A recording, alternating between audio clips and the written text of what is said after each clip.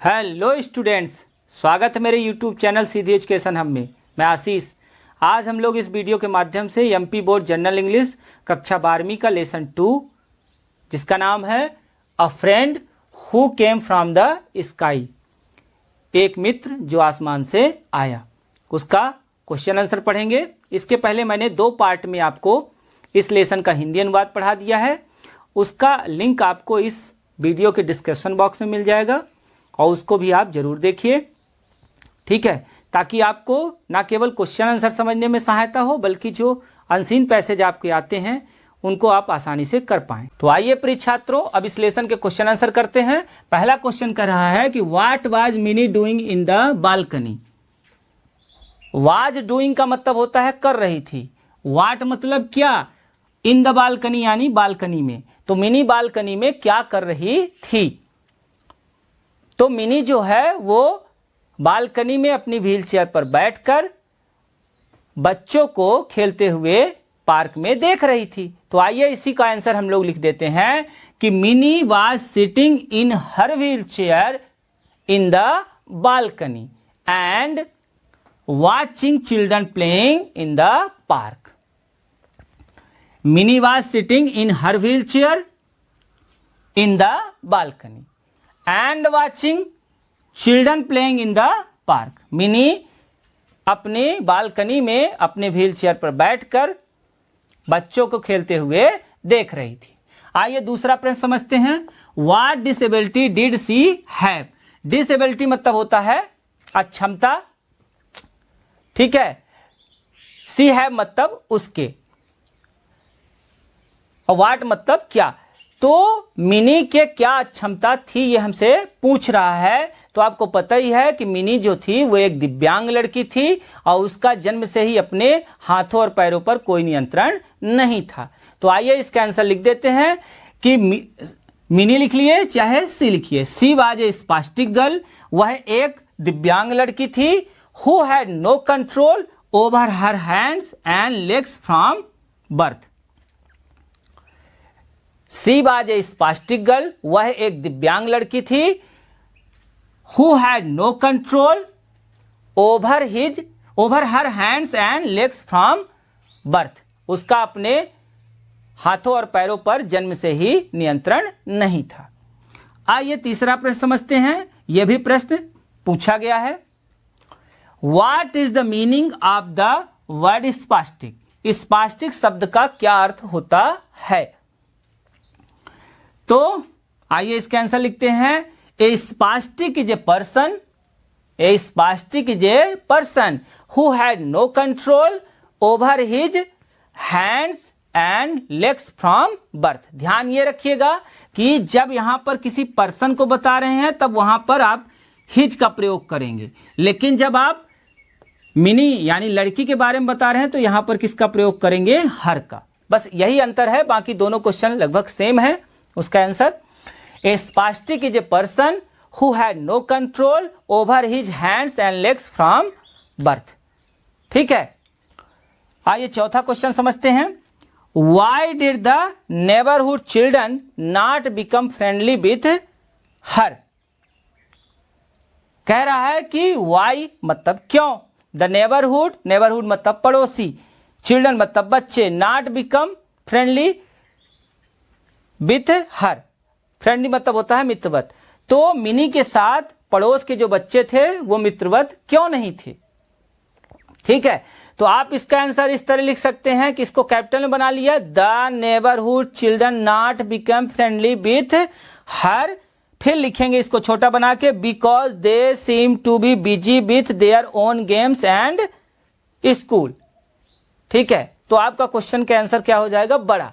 और यदि आप जैसा मैंने लिखा है उस तरह भी लिख सकते हैं कि because they seem to be busy with their own games and school. तो मिनी के साथ पड़ोस के बच्चे मित्रवत व्यवहार इसलिए नहीं करते हैं क्योंकि बिकॉज मतलब क्योंकि, दे सीम टू बी बिजी क्योंकि वो व्यस्त रहते थे, विथ देयर ओन गेम्स अपने खुद के खेल में, एंड स्कूल तो अपने स्वयं की स्कूल और खेलों में व्यस्त रहते थे, इसीलिए पड़ोस के बच्चे उसके साथ मित्रवत व्यवहार नहीं करते थे। प्रिय छात्रों, अगला प्रश्न समझते हैं। कहता है कि व्हाट वाज द बॉल, वह गेंद क्या थी, दैट फेल मतलब गिरना, इन हर लैप, लैप यानी होता है गोंद। तो मिनी के गोंद में जो बॉल आकर गिरी थी वो क्या थी, वो क्या थी, एक डक थी या एक सुबलर थी। तो आइए उसका आंसर लिख देते हैं, the ball was a duck or a shoveller. ठीक है, आप केवल डक तक ही लिख सकते हैं, कोई दिक्कत नहीं, आगे ना लिखना हो तो पूरा लिख दीजिए। The ball was a duck or a shoveller. जो गेंद थी वह एक बतख थी या एक विशेष प्रकार का बतख, जिसको हम क्या बोलते हैं, सुबलर। SHOVELLER, सुबलर। The ball was a duck or a shoveller. ठीक है, अगला प्रश्न क्या कह रहा है, how did the bird react, react मतलब होता है प्रतिक्रिया देना। तो उस चिड़िया ने क्या प्रतिक्रिया दी, व्हेन मिनीज मदर, जब मिनी की मां ने ट्राइड पिक इट अप, जब मिनी की मां ने उसे पकड़ने की, उठाने की कोशिश की, तो उसने क्या किया, उस बतख ने क्या किया, तो आपको पता ही है, ही निप्ड हर हैंड, उसने उनके हाथ में क्या कर दिया, काट दिया। तो वही आंसर लिख दिए हैं, the bird nipped her hand, the bird nipped her hand. आगे आप नहीं लिखना चाहते उसके आगे मत लिखिए, काम हो गया। और अगर लिख सकते हैं तो इसी क्वेश्चन से ही उठा के लिखना है, व्हेन मिनीज मदर की जगह मैंने सी का प्रयोग कर दिया है, when she tried to pick it up, जब उसकी मां ने उसे पकड़ने की, उठाने की कोशिश की, तो उसने क्या किया, मिनी की मां के हाथ में काट दिया। The bird nipped her hand. Answer यहीं तक है, ये तो आपको बढ़ाने के लिए है कि थोड़ा सा उत्तर आपका बड़ा हो जाए। तो उस पक्षी ने मिनी के मां के हाथ में काट दिया, when she tried to pick it up, जब उन्होंने उसे पकड़ने और उठाने की कोशिश की। आइए अगला क्वेश्चन समझते हैं, how was the bird fed. How मतलब कैसे, द बर्ड फेड, फेड मतलब खिलाया गया, मतलब उसको भोजन कैसे खिलाया गया। तो चूंकि वो खा नहीं रहा था, तो उसकी मां ने कुछ मुलायम चावल, दूध और शक्कर मिला के लाई और फिर इंक फिलर से उसके मुंह में डाल के उसको खाना खिलाया था। ठीक है, तो उसकी पहले चोंच को खोला गया, उसके बाद इंक फिलर से उसके अंदर भोजन को उसकी चोंच में डाला गया। तो ओपनिंग द बर्ड्स बीक, उस पक्षी की चोंच को खोलकर, fed him with an ink filler, एक इंक फिलर के माध्यम से उसको खाना खिलाया गया। Opening the bird's beak, beak मतलब होता है क्या, चोंच, ओपनिंग मतलब खोलकर, तो उसकी चोंच को खोलकर, फेड हिम उसको खिलाया गया, विथ एन इंक फिलर, एक स्याही भरने वाले ड्रॉपर से उसको खाना खिलाया गया। तो ये हो गया आपके आंसर। आइए अगला क्वेश्चन समझते हैं, why did the neighbourhood children come to Mini's home. Why did the neighbourhood children, क्यों पड़ोस के बच्चे, कम टू आए थे, मिनीज हाउस यानी मिनी के घर में। तो मिनी के घर में पड़ोस के बच्चे क्यों आए थे, ठीक है, तो वो आए थे उस पक्षी को देखने के लिए। तो आइए उसका आंसर लिख देते हैं, द नेबरहुड चिल्ड्रन की जगह मैं, ये सब्जेक्ट हमारा बहुवचन है तो उसकी जगह हमने क्या उपयोग कर लिया है, दे। इतना बड़ा लिखने की जरूरत नहीं है, उसकी जगह आपने क्या लिख दिया, they come to see the bird. आप ये भी लिख सकते हैं, the neighbourhood children come to see the bird. तो इतना बड़ा लिखने की कोई जरूरत नहीं है, they come to see the bird, वो पक्षी को देखने के लिए आए थे। ठीक है, अगला क्वेश्चन कहता है कि what was minis reaction. Reaction मतलब होता है प्रतिक्रिया।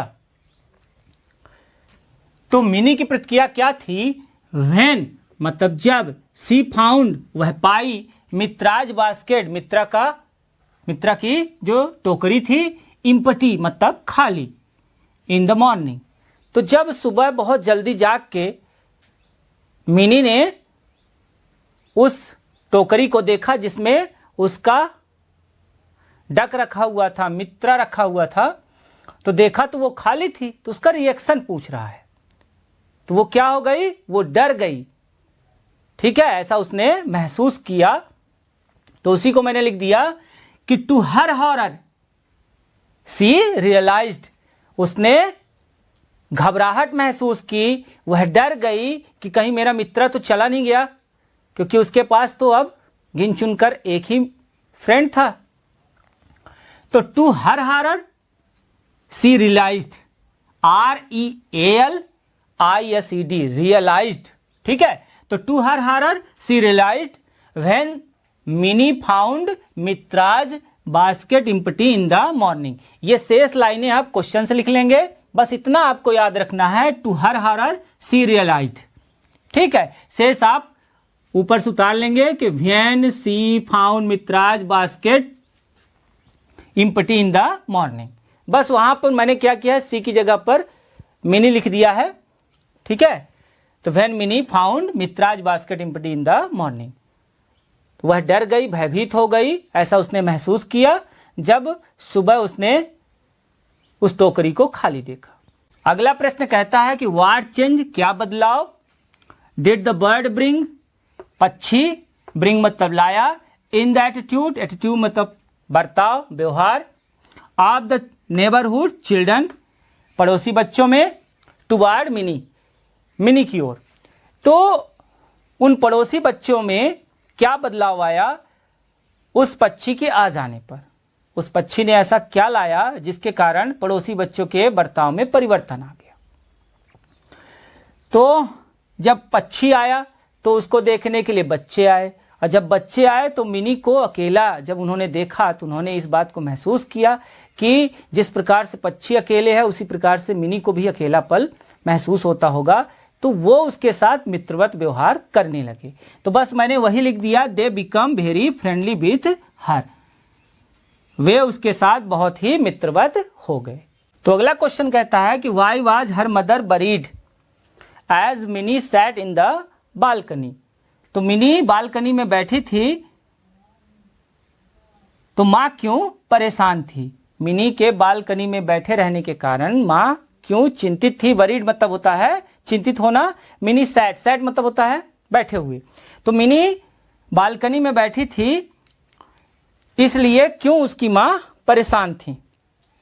तो उसकी मां इसलिए परेशान थी क्योंकि मौसम बहुत खराब था, किसी भी समय तेज बारिश होने की संभावना थी और उस बारिश में उनकी बेटी भीग जाती, जो वो नहीं चाहती थी।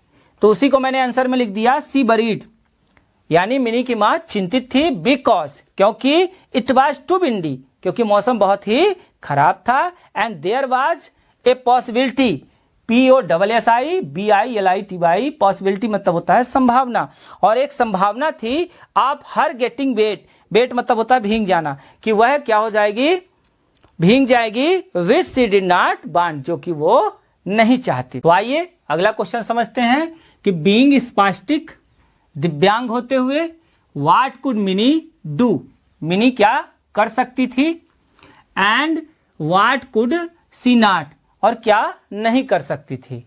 ठीक है, तो आइए आंसर लिखते हैं, mini could not walk, mini चल नहीं सकती थी, are button up her shirt, और वो अपने शर्ट में बटन भी नहीं लगा सकती थी। बट सी कुड क्रुएल, वह रेंग सकती थी, सरक सरक के चल सकती थी।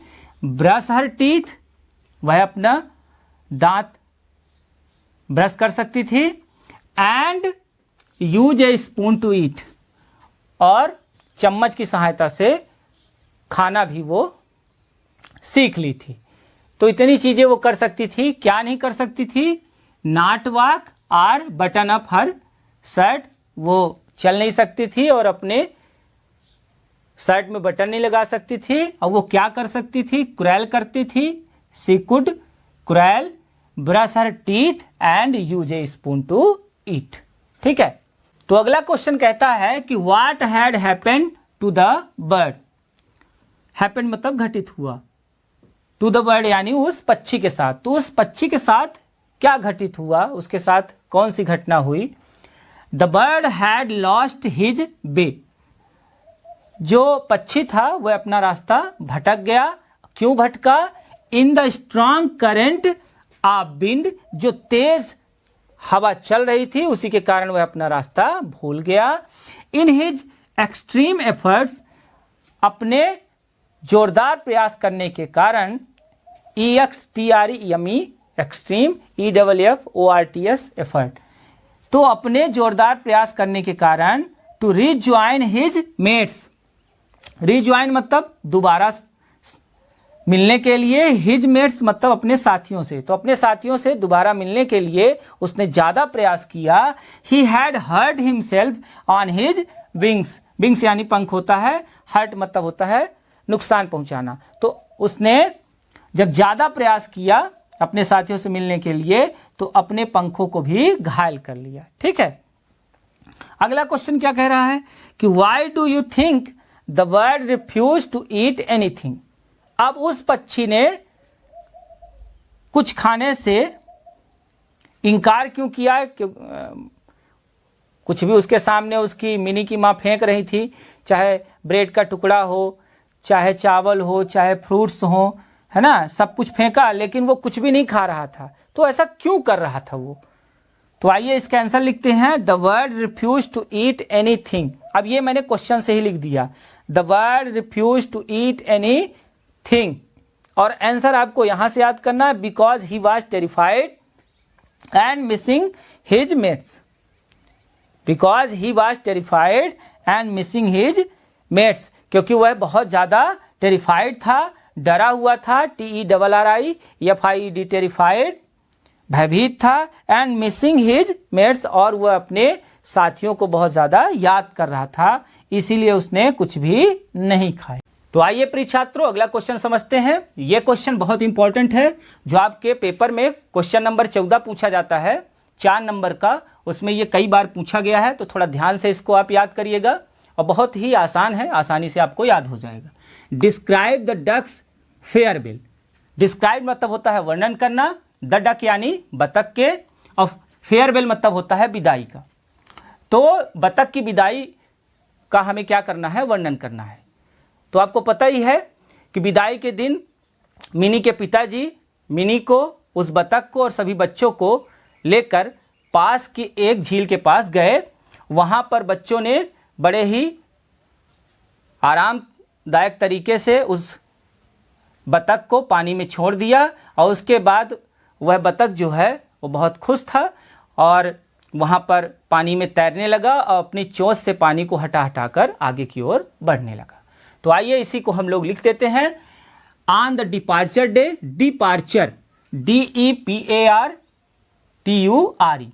ऑन द डिपार्चर डे, विदाई के दिन, मिनीज फादर, मिनी के पिताजी, took the duck and all the children, उस बतख को और सभी बच्चों को, to a nearby lake, पास की एक झील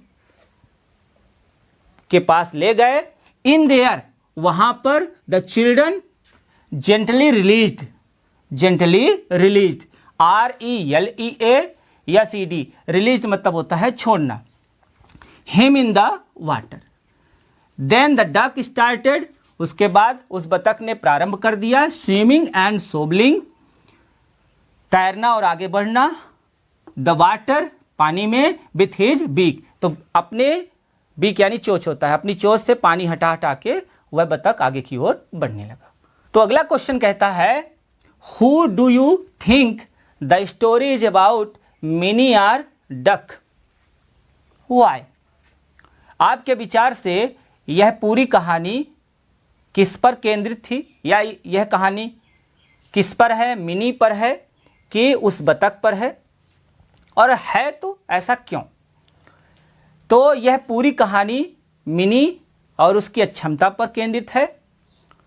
इस कहानी में लेखिका जो पद्मा राव है, उन्होंने बतख को केवल प्रतीकात्मक रूप में शामिल किया है, ताकि उसके माध्यम से लोगों का ध्यान आकर्षित हो पाए उन बच्चों पर जो बच्चे शारीरिक रूप से पूरी तरह से समर्थ नहीं है, ठीक है, डिसेबल्ड चिल्ड्रन जो हैं।